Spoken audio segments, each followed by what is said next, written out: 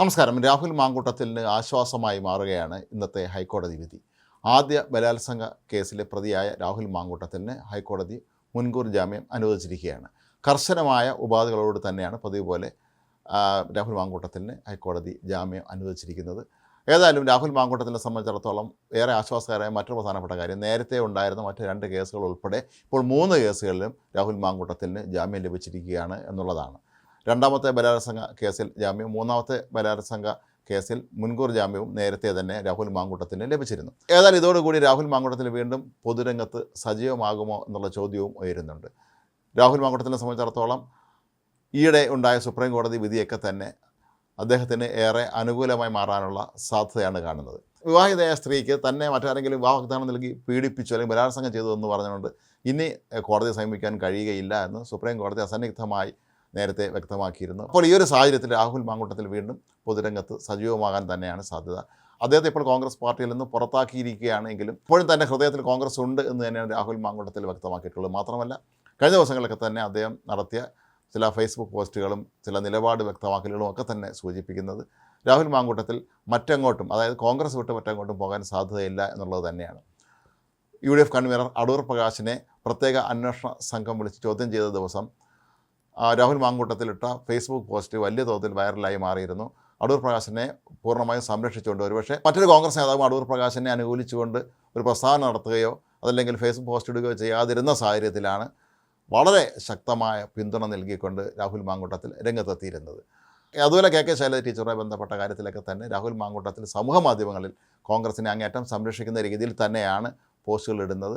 അതുകൊണ്ട് തന്നെ രാഹുൽ മാങ്കൂട്ടത്തിന് ഒരുപക്ഷെ ഇനിയൊരു അംഗം കൂടി ഉണ്ടോ പാലക്കാട്ട് എന്നുള്ളൊരു ചോദ്യം ഇവിടെ സ്വാഭാവികമായി ഉയരുന്നുണ്ട്. രാഹുൽ മാങ്കൂട്ടത്തിനെ സംബന്ധിച്ചിടത്തോളം പാലക്കാട് നിയമസഭാ മണ്ഡലത്തിൽ നിറഞ്ഞു നിൽക്കുന്ന ഒരു സാന്നിധ്യം തന്നെയായി മാറിയിരുന്നു വളരെ ചുരുങ്ങിയ കാലം കൊണ്ട്.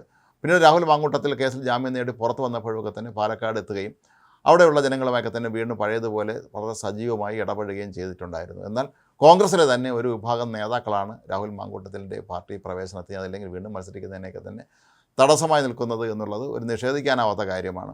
രാഹുൽ മാങ്കൂട്ടത്തിൽ യൂത്ത് കോൺഗ്രസിലൂടെ വളരെ ശക്തമായൊരു സാന്നിധ്യമായി മാറിയ ഘട്ടത്തിൽ തന്നെ കോൺഗ്രസിനുള്ളിൽ പതിവ് പോലെ വളർന്നു വരുന്നവരെ ഒതുക്കുന്നതിൻ്റെ ഭാഗമായി നടത്തുന്ന കളികളൊക്കെ തന്നെ രാഹുൽ മാങ്കൂട്ടത്തിന് നേരെയും നടത്തിയിരുന്നു. അവരെ സംബന്ധിച്ചിടത്തോളം ഏറ്റവും മികച്ചൊരു അവസരമായിരുന്നു രാഹുൽ മാങ്കൂട്ടത്തിൻ്റെ പേരിലുള്ള ഈ ബലാത്സംഗ കേസുകളും മറ്റും വന്നു ചേർന്നത്.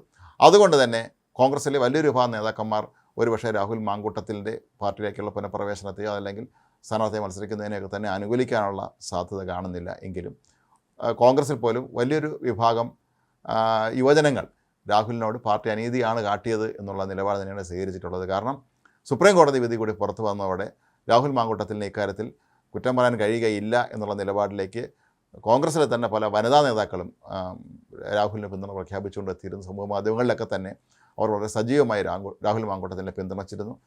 ഇടതുപക്ഷ പാർട്ടികളിൽ CPM പോലുള്ള പാർട്ടികളിലേക്ക് തന്നെ സ്ത്രീ പീഡന കേസിൽപ്പെട്ട എത്രയോ നേതാക്കന്മാരുണ്ടായിട്ടും അവരുടെ പേരിൽ യാതൊരു നടപടി എടുക്കാത്ത കാര്യവും, ശബരിമല സ്വർണ്ണക്കൊള്ള കേസുമായി ബന്ധപ്പെട്ട് പത്മകുമാർ പ്രതിയായി ഇപ്പോഴും ജയിലിൽ കിടക്കുമ്പോഴും അയാളുടെ പേരിൽ പാർട്ടി നടപടി എടുക്കാത്തതിനൊക്കെ ചൂണ്ടിക്കാട്ടിക്കൊണ്ടാണ് പലരും ഇപ്പോൾ സമൂഹ മാധ്യമങ്ങളിൽ രംഗത്തെത്തിയിട്ടുള്ളത്. ഏതായാലും രാഹുൽ മാങ്കൂട്ടത്തിൻ്റെ രാഷ്ട്രീയ ഭാവിയെക്കുറിച്ച് KPC അധ്യക്ഷനോ അല്ലെങ്കിൽ പ്രതിപക്ഷ നേതാവോ ഉൾപ്പെടെയുള്ള ആരും തന്നെ ഇനി ഒരു കൃത്യമായ പ്രതികരണം നടത്തിയിട്ടില്ല എന്നുള്ളത് ഏറെ ശ്രദ്ധേയമാണ്. എങ്കിൽ പോലും ഇന്നത്തെ ഈ ഹൈക്കോടതി വിധിയോടുകൂടി രാഹുൽ മാങ്കൂട്ടത്തിനെ വലിയ തോതിൽ ആശ്വസിക്കാനുള്ള ഒരു വകയാണ് ഇപ്പോൾ മുന്നിലുള്ളത്. ഇനി അങ്ങോട്ടുള്ള കാലഘട്ടത്തിൽ നിയമപോരാട്ടത്തിലൂടെ അദ്ദേഹത്തിന് മുന്നോട്ട് പോകാം.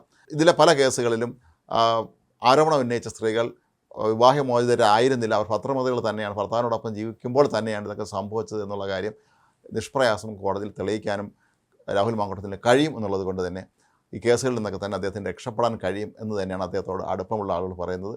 മാത്രമല്ല, രാഹുൽ മാങ്കൂട്ടത്തിനെതിരെ ആരോപണം ഉന്നയിച്ച് രംഗത്തെത്തിയ പല വനിതാ നേതാക്കളെയും പിന്നീട് അങ്ങോട്ട് പൊളിച്ചെടുക്കുന്ന രീതിയിലാണ് മറ്റ് തെളിവുകൾ അവർക്കെതിരെ പുറത്തു വന്നത്. ഫെനീൻ ഏനാൻ ഉൾപ്പെടെയുള്ള രാഹുൽ മാങ്കൂട്ടത്തിൻ്റെ അനുയായികൾ ശക്തമായ ചെറുത്തുനിൽപ്പ് തന്നെയാണ് ഇത്തരക്കാർക്കെതിരെ നടത്തിയത്. അതുകൊണ്ട് തന്നെ രാഷ്ട്രീയത്തിൽ ഒന്നും നമുക്ക് പ്രവചനത്തിന് വിധേയമാക്കാൻ കഴിയുകയില്ല എന്ന് പറയുന്നത് പോലെ രാഹുൽ മാങ്കൂട്ടത്തിൽ നാളെ ഒരുപക്ഷെ കോൺഗ്രസിൻ്റെ തന്നെ സ്ഥാനാർത്ഥിയായി പാലക്കാട്ട് എത്തിക്കൂടുന്നില്ല എന്ന് തന്നെയാണ് രാഹുലിൻ്റെ അനുയായികൾ പ്രതീക്ഷിക്കുന്നത്. ഏതായാലും തൽക്കാലത്തേക്കെങ്കിലും രാഹുൽ മാങ്കൂട്ടത്തിന് ആശ്വസിക്കാനുള്ള വക തന്നെയാണ് ഇന്നത്തെ ഈ ഒരു ഹൈക്കോടതി വിധി.